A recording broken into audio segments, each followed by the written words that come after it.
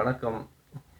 இந்த பதிவில் குண்டலினினா என்ன, அது எப்படி செயல்படுது அப்படின்னு பார்ப்போம். குண்டலினிங்கிறது ரொம்ப வேற ஒன்றும் கிடையாது. மூலாதாரத்தில் இருக்கக்கூடிய ஒரு அதாவது நரம்போட நுனிகள். அந்த நுனியைத்தான் இதழ்கள்னு சொல்கிறோம். ஒரு 4 இதழ்கள் ஒன்றா சேர்ந்து இருக்கு. அந்த இடத்த மூலாதார சக்கரம்ங்கிறோம். இப்போ ஒரே ஒரு நரம்பு போய் முடிஞ்சதுன்னு வைங்களேன், அந்த நரம்பை சக்கரமாகாது. ஒன்றுக்கு மேற்பட்ட 2, 4, 10, 16 இப்படி எத்தனை நரம்புகள் ஒன்றாக குவிஞ்சு இப்படி இருந்ததுன்னா அது ஒரு வைப்ரேஷனை ஏற்படுத்துது. அது அந்த இடத்துல ஒரு சுழற்சி ஏற்படுத்துது. இப்போ நீங்கள் ஆற்றுல தண்ணி போகும்போது பார்த்தீங்கன்னா, ஒரு கல் ஏதாவது மேடாக இருந்ததுன்னா தண்ணி இப்படி எலும்பி எலும்பி போகும். ஒன்றுக்கு மேற்பட்ட கல் பக்கத்தில் இப்படி இருந்ததுன்னா அந்த இடத்துல சுழல் அப்படி மோதி இங்கே மோதி அப்படி சுழற்சிய முறையை ஏற்படுத்தும். அதுபோல தான் இந்த மூலாதார சக்கரத்திலையும் சக்கரங்கள் எல்லாமே ஒன்றுக்கு மேற்பட்ட நரம்புகளோட நுனி இது இருக்குது. அதனால தான் அங்கே சுழற்சி ஒன்று ஏற்படுது. அதே போல் மூலாதாரத்துலேயும் ஒரு சுழற்சி முறை இருக்குது. அந்த மூலாதாரம் எதுக்கு பக்கத்தில் இருக்குன்னா, சுவாதிஷ்டான சக்கரத்துக்கு பக்கத்தில் இருக்குது. ஆன்மாவுக்கு ஆன்மா அப்படிங்கிறத ஆண்மை அப்படிங்கிறது அந்த இடத்துல தான் நமக்கு இருக்குது. சிறுநீரகம் பை இருக்குல்ல, அந்த ஆமாம் அந்த இடத்துல என்னென்னா விந்து அப்படிங்கிற ஒரு தன்மை அது உருவாகுது. அது சுக்கிலம்னு கூட சொல்லலாம். அந்த சுக்கிலம் என்ன ஆகுதுன்னா, உற்பத்தி ஆகும்போது மனுஷனுக்கு உடலுறவு செய்கிற எண்ணம் தெரியுது. அதனால உடலுறவு பண்ணும்போது அந்த சுக்கிலம் வெளியேறிடும். வெளியேறிடுச்சுன்னா என்னன்னா, அந்த இடத்துல நிறைஞ்சாதான் அந்த இடத்துல இல்லாமல் போயிடும். அது சுக்கிலம் இருக்கிற வரைக்கும் ஒரு மனுஷன் என்ன பண்ணுவான்னா, எல்லா இதுலேயும் ஆசைப்படுவான். பார்க்குற ஒவ்வொரு பொண்ணும் ஒரு பொண்ணு மேலே ஆசை வரும், அந்த காமம் வரும். காமம் வந்தால் தான் இந்த உலகமே அவனுக்கு ஒரு மாயாஜாலமாக தெரியும். அது வெளியே போயிடுச்சுன்னு வைங்க சுக்கிலம், ஒரு ஒரு மணி நேரத்துக்கு அவனுக்கு எல்லாமே ஒரு பிரம்மையாக தெரியும். அப்போ இந்த சுக்கிலத்தில் தான் இந்த வாழ்க்கையோட தத்துவமே அடங்கியிருக்கு. குண்டலினி பற்றி தான் சொல்லிட்டு வர்றேன்.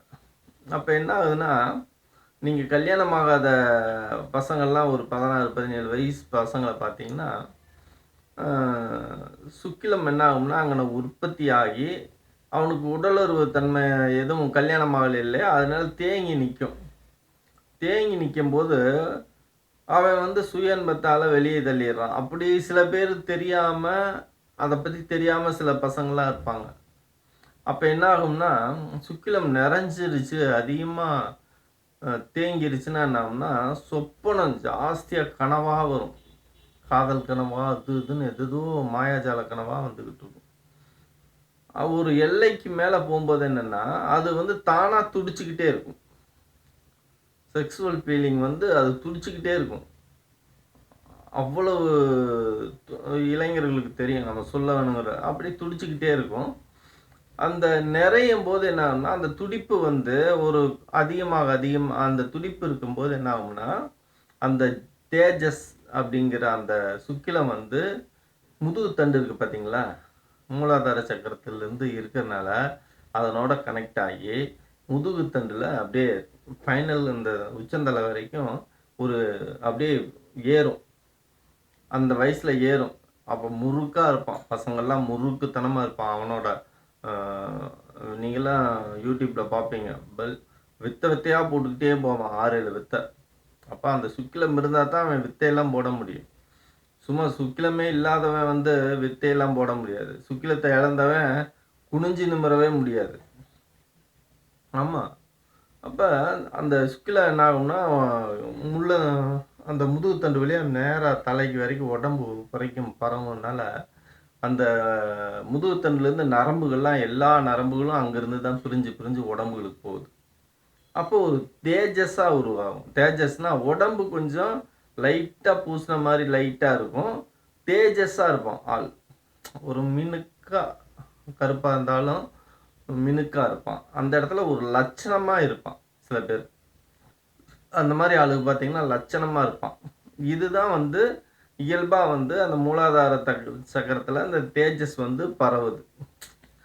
இப்போ இது ஒரு சும்மா இது வந்து அந்த குண்டலினிங்கிறது சும்மா மைக்ரோ பாயிண்ட் அப்படி ஒரு குண்டூசி லெவலில் தான் வந்து அந்த செயலாக்கம் வந்து ஏற்படுது அந்த டயத்தில். அதனால தான் அவன் பிரகாசமாக இருப்பான். பசங்கள்லாம் பார்த்தீங்கன்னா அந்த டயத்தில் ஆக்டிவாக பிரகாசமாக கட்டும் ரொம்ப சூப்பராக இருப்பாங்க எல்லாருமே. அப்போ இதை வந்து என்ன அந்த சக்தியை வந்து அதிகப்படுத்தி நிறுத்தி வச்சு அந்த தேஜஸை வந்து உச்சந்தலைக்கு கொண்டு வரணும். உச்சந்தலைக்கு கொண்டு வர முடியாது. ஏன்னா மைனூட்டாக தான் அந்த குண்டூசி லெவலில் தான் ஏறும். நிறையா சக்திகள் வந்து பல மடங்கு 1000 மடங்கு அப்படியே எல்லா சக்கரங்களையும் கடந்து வரணும் அப்படின்னா எல்லா சக்கரம் அந்த முதுகுத்தனில் தான் இருக்குது. அப்போ அதை தாண்டி தான் வரணும். அப்போ தாண்டி வரணும்னா நிறைய நமக்கு சக்தி தேவைப்படுது. அப்போ நம்ம வந்து என்னென்னா பிராணாயாமம் சில பயிற்சியெல்லாம் செஞ்சு அந்த முதுகுத்தண்டுக்கு அதீத சக்தியை கொடுக்குறோம். கொடுக்கும்போது என்ன ஆகும்னா அந்த மூலாதார சக்கரத்தை வந்து விழிப்படைய வைக்கிறோம். விழிப்படைய வைக்கும்போது பார்த்தீங்கன்னா அந்த விந்தாகப்பட்டதை அந்த சுக்கிலத்தை அது ஈர்த்து உச்சந்தலைக்கு நேராக அனுப்பும்போது என்னன்னா இந்த இடத்துல சுழுமுனை நாடி இருக்குது. இடகலை பிங்களை தெரியும். சுழுமுனை நாடி வந்து தான் அங்கே வந்து டச் ஆகும். அப்போ அதுக்கு சக்தி போயிடுச்சுனாவே அது அப்படியே ரிப்பீட்டேஷனாக அந்த இடத்துல இருந்து உடலில் அத்தனை பகுதிக்கும் அந்த பிரம்மம் சக்தி வந்து உடல் முழுவதும் பரவும். ரொம்ப சின்ன விஷயம்தான். இதுதான் வந்து குண்டலினி வந்து எழும்புறது. ஆனால் எந்த யோகமாக இருந்தாலும் சரி, அஷ்டாங்க யோகம், அதான் ராஜயோகம், இது வாசி யோகம், குண்டலினி யோகம், அது இல்லாமல் கிரியா யோகம், நீ எந்த ஒரு யோகத்தை போய் படிச்சுட்டு வந்து நீ தெரிஞ்சுக்கிட்டீங்கனாலும் சுக்கிலத்திலிருந்து தான் இந்த சக்தி மேலே எழுப்பி போகுது. முதல்ல வச்சுக்க. அதனால வந்து திருமணம் ஆகலை அந்த கதையெல்லாம் வேணாம். சுக்கிலம் தங்குனாத்தான் மூலாதாரம் மேல் நோக்கி போகும். சுக்கிலம் தான் வந்து அதுக்கு ரோடு மாதிரி. அதனோட சக்தியில் வந்து கொண்டு போகக்கூடிய சக்கரங்களை கடந்து கொண்டு போகக்கூடிய ஒரு வழி தான் வந்து அந்த எனர்ஜியை தூக்கிட்டு போகக்கூடிய அதுதான் சுக்கிலம். அப்போ சுக்கிலம் வந்து போயிடுச்சு அப்படின்னாவே வந்து ஒரு மனுஷன் வந்து எந்த யோகத்தையும் வந்து அவன் அடைய முடியாது. நிறைய பேர் இது வந்து விமர்சனமாக எடுத்துக்கிறாங்க. அதெல்லாம் போய் குடும்ப வாழ்க்கையில் இருந்துக்கிட்டு அதெல்லாம் பண்ணலாம் அப்படிங்கிறதெல்லாம் வந்து தவறான கருத்து. நல்லா உணர்ந்து பார்த்தீங்கன்னாவே உங்களுக்கு இந்த விஷயம் புரியும். உதாரணமாக வந்து பார்த்தீங்கன்னா சில பேர் ஒரு நாளைக்கு 2 வேளை 3 வேளை உடல் உறவு வச்சுக்கூடிய நபர்களுக்கு இந்த விஷயம் தெளிவாக புரியும். என்னென்னா இடுப்பே வந்து வலி தாங்க முடியாமல் நிற்க முடியாது. படங்கள்ல எல்லாம் காய்ப்பாங்க, நிற்கவே முடியாது. அப்போ முதுகுத்தண்டுக்கும் இந்த சுக்கிலத்துக்கும் ஒரு பெரிய ஒரு தொடர்பு இருக்குது. அப்போ சுக்கிலமே இல்லை, அப்படி ஒரு உற்பத்தி ஆகலை அப்படின்னா என்ன ஆகும்? அந்த நரம்பு பிரச்சனைகள் இது மாதிரியெல்லாம் பெரிய பெரிய பிரச்சனைகள்லாம் வரும். அப்போ சுக்கிலம் வந்து இருந்தால் மட்டுமே தான், தேங்கினா மட்டுமே தான் வரும். 6 மாதம் நீ தேங்கிச்சு சுக்கிலத்தை நிறுத்தினீங்கனாவே வந்து என்ன ஆகும்னா அது பயங்கரமாக துடிக்கும். அப்புறம் இன்னொரு விஷயம் என்னென்னா சிறுநீரக குழாய் இருக்குதுல்ல, யூரின் போகிற இது, அந்த தண்டுவடம் பார்த்தீங்கன்னா நீங்கள் பலூன் அழுத்துனீங்கன்னா வந்து ரப்பர் மாதிரி இருக்கும். அதே போல தான் இந்த அந்தனோட சக்தி தான் இந்த இதுலேயும் இருக்கும். அந்த முதுகுத்தண்டுலேயும் வந்து இடைப்பட்ட பகுதியில் அந்த தண்டுவடம் மாதிரி ரொம்ப சாஃப்டான ஒரு பகுதி வந்து இருக்குது. நீங்கள் அதனால தான் வாழை பெண் அப்படின்லாம் சொல்லுவாங்க. அந்த நீங்கள் எல்லா மரத்தையும் வந்து எடுத்து வெட்டி பாருங்களேன், நடுவில் வெட்டி பாருங்கள், மையப்புள்ளி ஒன்று தெரியும் கருப்பாக. ரொம்ப இறுகின மரம், ரொம்ப சாஃப்டான புங்க மரம், வாழை மரமெல்லாம் வெட்டிங்கன்னா உள்ள குழாய் மாதிரி இருக்கும். நிறையா மரங்களில் பார்த்தீங்கன்னா மையப்பகுதி வந்து ஒரு இது பைப் மாதிரி ஒரு அது தனி பகுதியாக இருக்கும். நீங்கள் ஒரு மீன்லேருந்து எடுத்து பார்த்தீங்கன்னாலும் முள்ளந்தண்டு இருக்கும். முதலையிலேருந்து எந்த ஒரு ஜீவராசி எடுத்தீங்கன்னாலும் இந்த தலையும் அந்த வால் பகுதியும் இருக்கும். தலையோடு சேர்ந்த அந்த வாலும் இருக்கும். அது அதனிலிருந்து இருந்து தான் எல்லாத்துக்குமே செயல்படுது. அந்த சுக்கிலத்திலிருந்து தான். அந்த சுக்கிலம் இல்லாமல் தேங்காமல் நீ 6 மாதம் சுக்கிலத்தை நிலை நிறுத்தினீங்கனாவே அது ஏகப்பட்ட வேலை செய்யும்னு. அது பயங்கரமாக எஃபோர்ட் போடும். அந்த துடிப்பை வந்து நிறுத்துறதே வந்து ஒரு பெரிய விஷயம். அதை நீ துடிக்காமல் சுக்கிலத்தை நீ நிறுத்திக்கிட்டீங்கனாவே கிட்டத்தட்ட வந்து பகுதியை கடந்த மாதிரி நீ மனுஷன். அதுக்கப்புறம் அது என்ன பண்ணும், சொப்பனங்கள்லாம் அதிகமாக உருவாகும். காமத்தில் போய் தள்ள பார்க்கும். காமம் வந்து எல்லா வகையிலையும் ஒன்று ஒரு பெசாசு மாதிரின்னு வச்சுக்கோங்களேன்.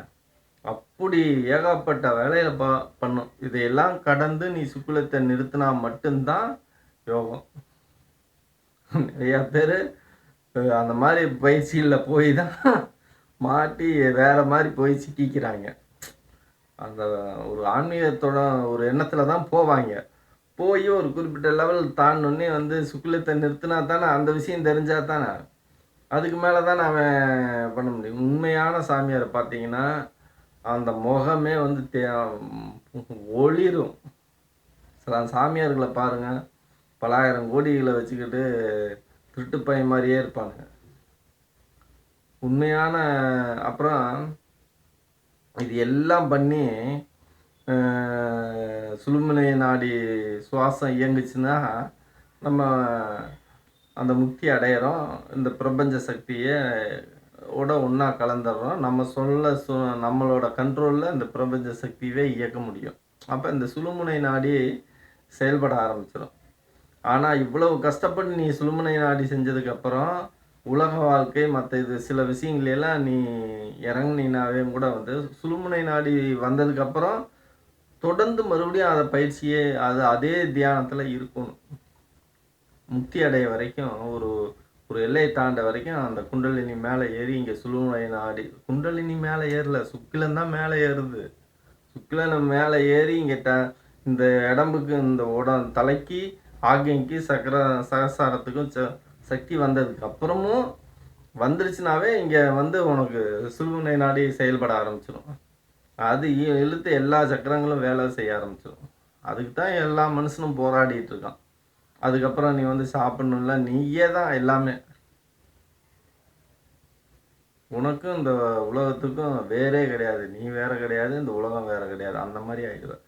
அப்படி ஒரு அமானுஷிய ஒரு மிகப்பெரிய சக்திகளை, இந்த உலகத்தவே வெல்லக்கூடிய சக்திகளை பெறக்கூடிய அந்த குண்டலினி அப்படிங்கிற ஒரு வார்த்தை தான். ஆனால் அது சுக்கிலம்தான். சுக்கிலத்தோட மறு வார்த்தை தான் அந்த பெயர் குண்டலினிங்கிறது. இந்த பாம்பு சுற்றிக்கிட்டு இருக்கு அப்படிங்கிறதெல்லாம் இல்லை. இங்கே நரம்புகள் இருக்குது. நரம்போட நுனி வந்து மொன்னையாகி இப்படி இருக்குது. இப்படி மொன்னையாகி இப்படி இருக்குது. அதை வந்து துளிர் விட வைக்கிற, அவ்வளோதான். மலர்ந்துருச்சுன்னா அது எல்லா வேலையும் செய்யும். ஓகேங்களா? குண்டலினிங்கிறது இதுதான் சத்தியம். வேற என்னத்தை சொல்கிறது? நிறைய கதைகள் சொல்லி வச்சுருக்காங்க. நன்றி.